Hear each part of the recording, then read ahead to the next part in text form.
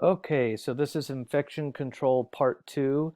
As I told you, I have to do these in 15-minute segments, and so I always laugh at myself because I see the time running out and I start getting stressed out and try to finish some sort of a tangible thought before my time runs out. So, okay, so we finished this slide and on we go. I think we were saying there can be specific uh, infections that are more prevalent in certain settings. And as we said previously, as healthcare providers, we have a unique responsibility to be very hyper aware of infection control.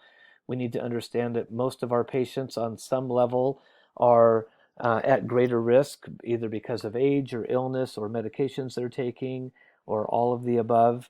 And so we need to protect ourselves, but we also need to make sure that we are not taking infection from one patient to another one, and so forth. So, precautions. There is something called standard precautions and universal precautions. In many ways, they can be synonymous. Universal precautions might be a much broader perspective, but once again, there's a hyperlink here that you can go and look to understand a little bit more about standard precautions. But the basic idea is quite simple. You approach every patient as if they all could have uh, some sort of an infection that could be dangerous and transmittable. And so, if we treat all patients the same, then the idea is that we are that much more careful and more effective at minimizing exposure. So, the HCW on the slide is a healthcare worker to patient and patient to healthcare worker. So, those are what standard precautions are, and you will hear a lot about this. This is kind of a general concept that is very no, that's a bad joke. Very universal, but indeed, any inpatient setting where you work, these standard precautions will be expected. So they're very simple: hand hygiene, PPE, gloves, gowns, and masks, respiratory hygiene and/or cough etiquette, safe handling of potentially contaminated equipment or surfaces, and won't really apply to us, but safe injection practices. And so you've already been exposed to many of these things. We've already been talking to you quite a bit about hand hygiene. We're going to see during this presentation some examples of how to don or put on, or doff, meaning take off, personal protective equipment. There's also a slide in this presentation about cough etiquette. And you've already been taught the importance of equipment and surfaces.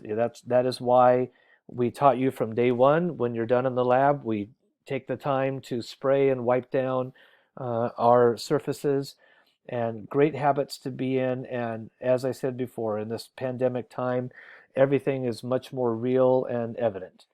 Wouldn't it be nice if there was a sensor that anytime someone walked out of the restroom, if they hadn't washed their hands, a big, huge sign and alarm would go off? Hopefully, all of you have seen the Seinfeld episode that includes Poppy, who is the father of a girl that Jerry Seinfeld's dating, and he's a chef at a restaurant. Anyway, I'll let you Google it. But the chef doesn't wash his hands in the restroom, and Jerry observes this and then will not eat his food. So, hand hygiene. Uh, there's a lot of discussion with hand sanitizers, which we use often as we enter and exit all patient treatment rooms. Hand washing is, and there's another hyperlink there for the CDC guidelines. Um, Obviously, we would wash our hands whenever we know that we've become contaminated or we have something on our hands. And that 15 to 30 seconds of rubbing, many resources say that one of the most important parts of hand washing is the rubbing. That actual physical friction knocks many microorganisms off. And there's also on that CDC website, where you have the link here, talks about the micelles that occur when you have a lather and you're scrubbing with soap, and how that can contain and remove microorganisms. So, ever since we were kids, our moms and dads taught us about washing our hands. Now, as healthcare providers, all the more important. And to take it further, your responsibility will often be to teach patients and others about all of this infection control material. So this slide pertains to all of you as students in the Franklin Pierce University DPT program for these practicals, especially in Foundations 2 this term. Because we're dealing with inpatient settings, you are responsible for these elements. We need to, as much as possible during a practical exam, not have watches and jewelry if possible, because they can obviously be transmitting or carrying pathogens, microorganisms. Our fingernails need to be trimmed shorter than our fingertips. And of course, we have to have good hygiene there so we do not have any visible dirt underneath our fingertips. No artificial nails or nail polish, because those can block the visible ability to see any kind of dirt or organism. So if one of you come into a practical and you have your nails painted or your nails too long, that's going to be a problem for you. And hopefully you all understand how when we're talking on these topics about infection control and hand hygiene, the length and color of our nails and the cleanliness of our nails are very important. So make sure you make a note of that. So hand care, this is all quite intuitive and obvious before and after any patient contact. You've seen, I think we've had some examples where during practical exams you came into a room, sanitized your hands, and then had to leave for some reason, maybe because I wasn't ready for you yet, so I asked you to leave. When you come back in, you need to sanitize again. The whole idea being that when you're in one room working with one patient, and then you are about to leave that room and go to another patient, you want to have this hand hygiene upon entering and exiting the room. Obviously, before there's any contact with wounds, dressings, surgical dressings, specimens, bed sheets, any kind of protective clothing, you have to wash your hands before and after contact with those. Obvious, if you have any contact with secretions or excretions, this can be blood from a patient wound. It can be the patient sneezes and there's some discharge there. If a patient coughs on you or near you, there are just so many opportunities for contact with some of these secretions. Sometimes it's very obvious, sometimes it's very subtle, but we just have to be aware. Hopefully all of you have taken microbiology. That's definitely an eye-opener, just to be aware of so many things that we cannot see can be harmful. So we have to be very aware of what we're coming in contact with. Obviously, when our hands are visibly soiled or dirty, we want to wash our hands before and after our own toileting. If we cough, sneeze, or blow our nose, after we take gloves off, before and after we eat. So in essence, wash your hands all the time. And once you're on your clinical rotations and you're in that inpatient setting, you will be amazed at how often you need to wash your hands. So personal protective equipment. So gloves, there are two kinds. There are non-sterile gloves. That's what we have in Lab A and many places on campus. These gloves really should be worn whenever we're in any practical exam setting in Foundations 2. And now with like COVID-19, I believe gloves are going to be even more prevalent than they ever were before. Whether you think and expect to come in contact with any bodily fluids, gloves are still always an excellent barrier to protect yourself and your patient. Sterile gloves are different, and sterile gloves come in special wrapping, and those are used for wound care. And of course surgeons, but these gloves are not just in a box with 50 other pairs of gloves. These come one pair at a time, and there's a whole procedure for accessing and using sterile gloves that you will get when you take the integumentary course later from Dr. Lorello. And of course, wearing gloves does not replace the need to wash your hands. You want to wash your hands before and after using gloves. Masks. These are obviously important for agents that are in the air, and so not all patients require the use of masks, and it will be, with all of this personal protective equipment, it will be dependent on the facility in which you are working. Uh, there will be different types of standards that you'll need to become aware of and follow.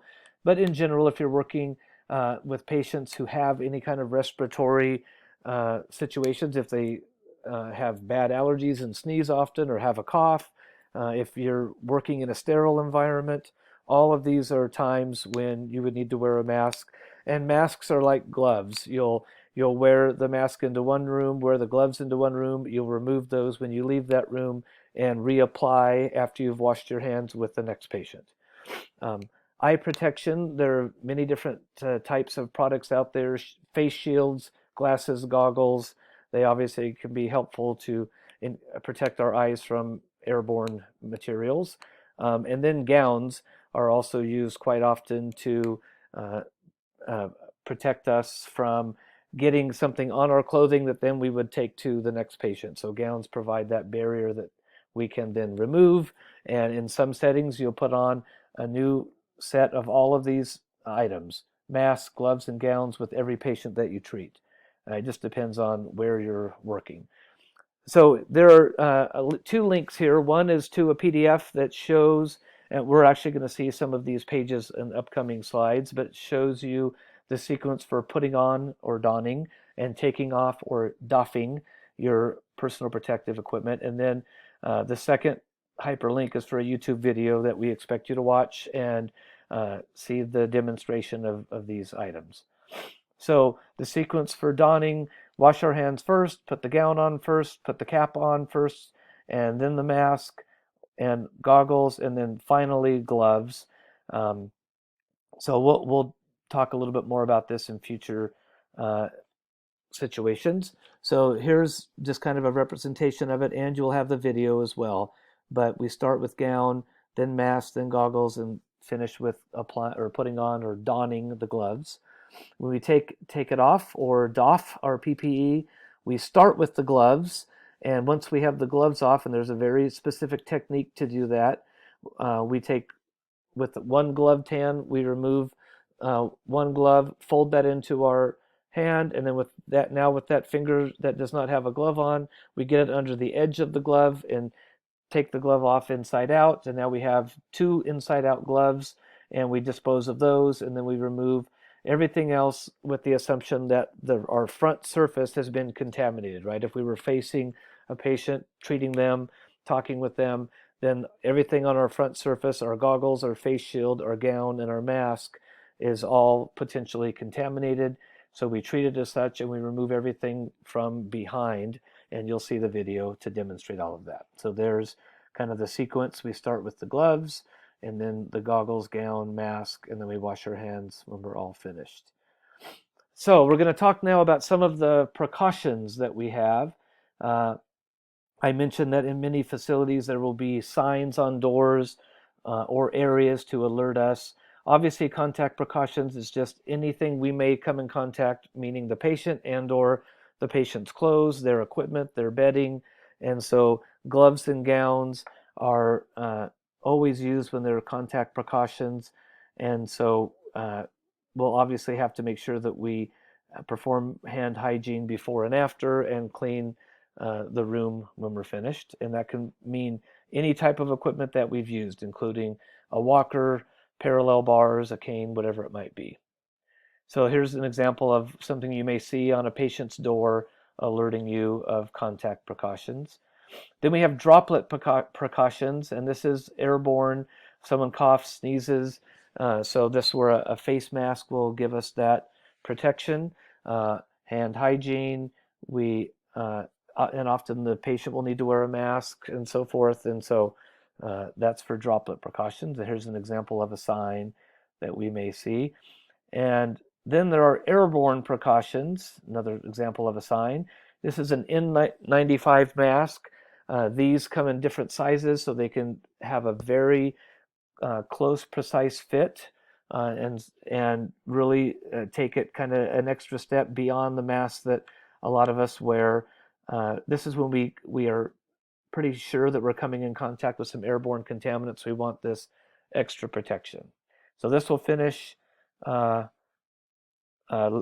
2, and we'll go on to part 3.